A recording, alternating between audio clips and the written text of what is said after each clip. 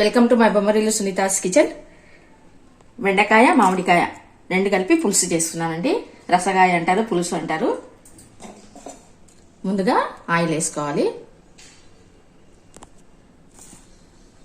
ఆవాలు, జీలకర్ర, మినపప్పు, ఇంగువ వేసుకోవాలి. కరివేపాకండి, బెండకాయ కట్ చేసి పెట్టుకునేటివి కూడా వేసేసేయాలి పోపు.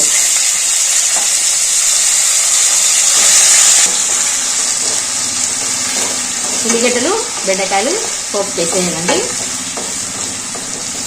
చిన్న చిన్న బెండకాయలు అయితే 2 చేయండి, పెద్ద బెండకాయలు అయితే 3 చేసి వేయండి. ఇంకా మనకు మామిడికాయ వేసే వరకు ఆ బంక అనేది రాదండి. మామిడికాయ లేకుంటే చింతపండు పులుసు, చింతపండు నానబెట్టుకుని వేసుకోవచ్చండి. మనకు ట్రాన్స్పరెంట్ వచ్చేస్తాయి బెండకాయలు. మామిడికాయ వేసి చేస్తే చాలా బాగుంటుందండి. కొత్త మామిడికాయతో కూడా చేస్తారు, బాగుంటుంది. అది కూడా బాగుంటుంది. పుట్నాలు గ్రైండ్కి వేసుకొచ్చుకోవాలి, మిక్సీ పట్టుకోవాలి.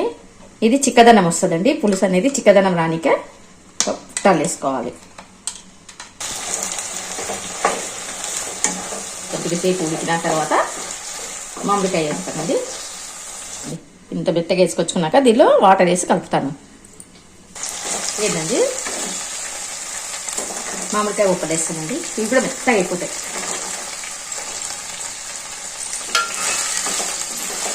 తోలుతోనే వేయాలండి, పీల్తోనే వేస్తే బాగుంటుంది. ఆ పీల్ అనేది తింటే చాలా బాగుంటుంది. అది ఇప్పుడు మామిడికాయ వేసేసినాం కదా, బెండకాయలు ఉన్న బంకంతా వెళ్ళిపోతుంది. పులుపు పడాలండి, బెండకాయ బంక పోవాలంటే పులుపు పడితేనే పోతుంది.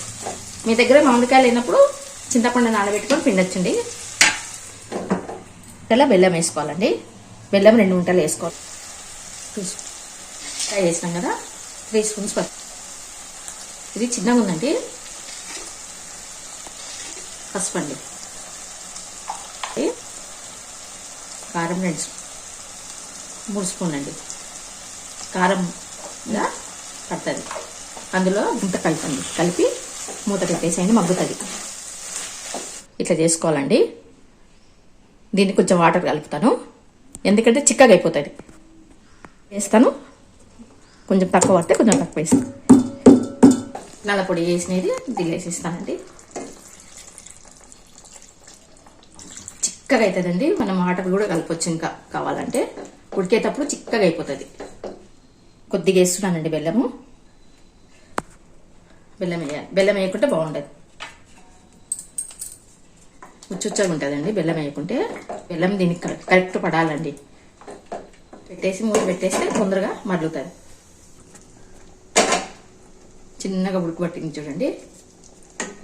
మధ్య మధ్యలో కలుపుతుండదు. అమ్మో చిక్కగా ఉందండి. ఇంకా కొద్దిగా వాటర్ వేస్తానండి. మళ్ళీ వడ్డించుకున్నాం. చాలా చిక్కగా అయింది చూడండి, ఎంత గట్టిగా అయిందో. పుట్నాల పొడి అంటండి. పుట్నాల పొడి కానీ శనగపిండి కానీ చిక్కగా అయిపోతుంటుంది.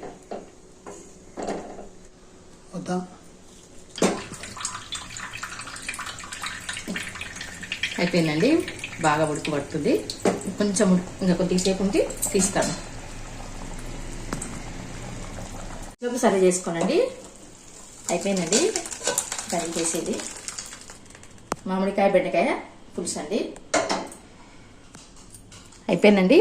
మామిడికాయ బెండకాయ రసగాయ అండి, 2 కలిపి చేసిన. లిక్విడ్ లాగానే చేసుకోవాలండి. మనం తినే వరకు గట్టి పడుతుంది అనమాట. పప్పుల పొడి వల్ల కొంచెం మరి ఎక్కువ తీసుకుంటుంది. యాపిల్ గ్రీన్ అండి, Apple green, orange red, kesari colour, lemon yellow, white అండి. ఇంకా పెట్టాలంటే 3 బాగా ఇంకా కొంచెం బాగా ఎండితే ఇట్లా పైకి లేస్తాయి. బలా వచ్చుకున్నాయి చూడండి, రెక్కలు రెక్కలు ఇచ్చుకున్నాయి.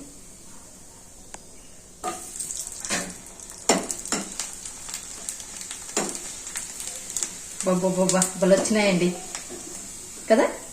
గ్రీన్ కలర్ అండి.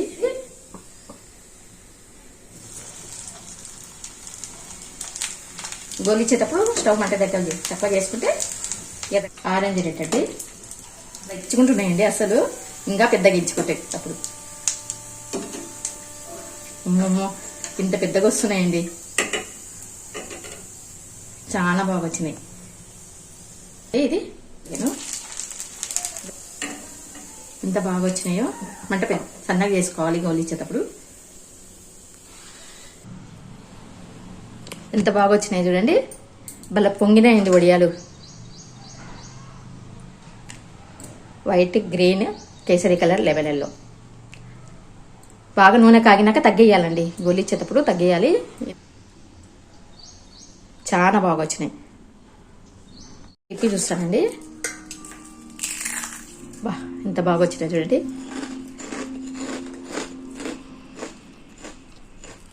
బాగా టేస్ట్ ఉన్నాయండి.